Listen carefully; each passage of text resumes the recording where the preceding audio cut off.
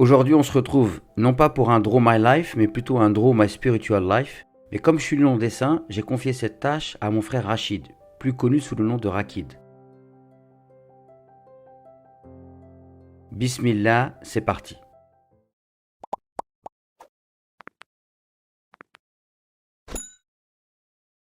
Ça c'est moi, Ismail Mounir. Je suis né le 3 août 1974 à Paris 12e. J'ai grandi dans une famille qui m'a apporté beaucoup d'amour et de respect. Mes parents étaient très bienveillants. Dans ma famille, on ne m'a jamais obligé à prier ou à faire le ramadan. Par contre, on m'a transmis des valeurs. On m'a appris à être honnête, travailleur, patient et poli entre autres. Ma mère, rahmatullahi alayha, qu'Allah lui fasse miséricorde, était une femme très pieuse. Droite, dotée d'une force de caractère qui impressionnait toute personne qui la connaissait. Elle était également extrêmement généreuse et cela ne laissait personne insensible. Mon père, rahmatullahi alayhi, qu'Allah lui fasse miséricorde, était un homme expérimenté, sage, patient, loyal, doté d'un humour dont il avait le secret. Il avait une grande facilité à créer du lien avec les gens. Il arrivait toujours à établir le contact et cela avec tout le monde. Étant très jeune, j'étais très bien au sein du cocon familial, mais beaucoup moins en confiance en dehors de chez moi. Je pense que le discours de SOS Racisme cultivait chez les jeunes de mon âge un sentiment victimaire qui alimentait un complexe d'infériorité. Vers l'âge de 17 ans, mon intérêt pour mes origines va me pousser à lire au sujet de l'islam et de la civilisation arabo-musulmane. À cette époque, tout ce que je pouvais découvrir au sujet de ma culture d'origine me stimulait. L'une des premières découvertes sera la chanteuse Kulthum. Mon père écoutait ses chansons lorsque j'étais petit, mais j'étais indifférent à cette musique à l'époque. Je me rappelle même que j'éteignais le disque avant d'ouvrir la porte lorsqu'une personne sonnait chez nous. Le mélomane que je deviens par la suite sera sensible à son talent. J'ai pris conscience que la culture arabo-musulmane était extrêmement riche. Pendant de nombreuses années, j'ai vécu en ayant honte de ma culture arabe. Je sentais dans le regard de certains de mes enseignants que je n'étais pas un Français à part entière, mais plutôt un Français entièrement à part. Mais avec ces découvertes, ma foi en Allah augmenta et me poussa à la pratique de la prière. Mon complexe se transforma en sentiment de fierté, de supériorité.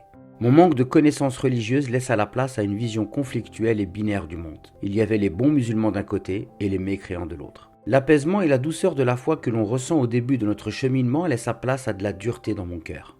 Je peux affirmer aujourd'hui avec du recul que je n'étais pas apaisé.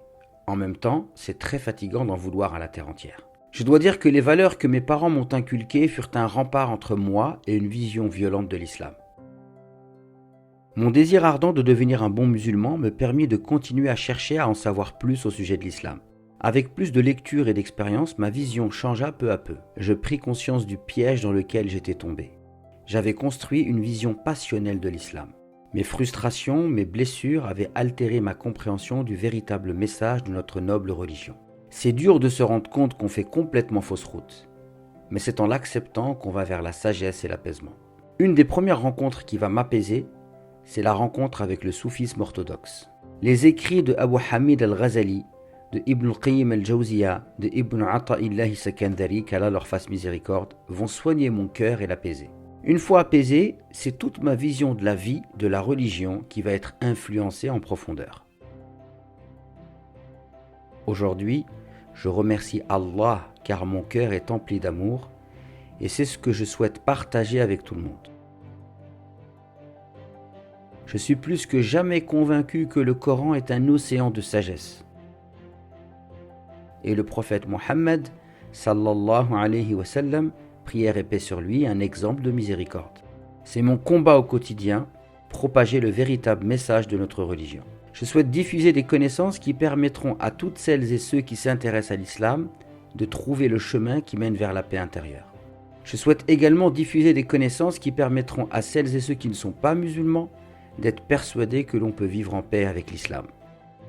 Aujourd'hui, j'ai l'impression d'être pris entre deux feux, avec d'un côté des musulmans qui ne conçoivent l'islam que dans le conflit et la dureté, et de l'autre des racistes qui ont fait de la haine des musulmans la solution à tous les maux de la société française.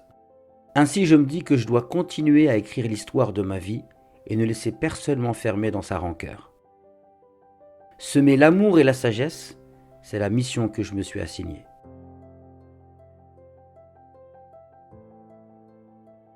Désormais et ensemble, nous formons une seule et même famille. La Oumma de YouTube, que la paix soit sur vous. Et si tu veux en savoir plus sur moi, je te laisse avec ces 2 vidéos.